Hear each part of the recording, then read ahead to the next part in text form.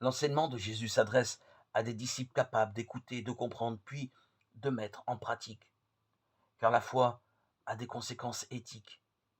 Il convient d'agir selon la justice, c'est-à-dire en adoptant un comportement fidèle à la volonté de Dieu, au-delà de l'horizon de la vie terrestre.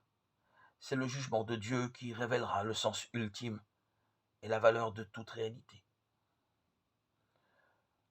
Matthieu naît dans une communauté où les chrétiens d'origine juive sont nombreux et évidemment sensibles à la difficile question de l'identité et de la mission d'Israël.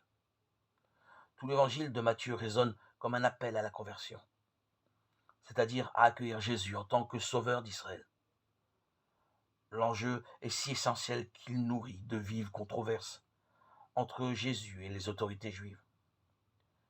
Quel drame en effet que soit rejeté celui qui est venu chercher les brebis perdues de la maison d'Israël.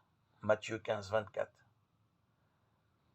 Mais saint Matthieu lui-même est le témoin et le représentant des Juifs qui ont mis leur foi en Jésus, éclairés par la méditation des Écritures.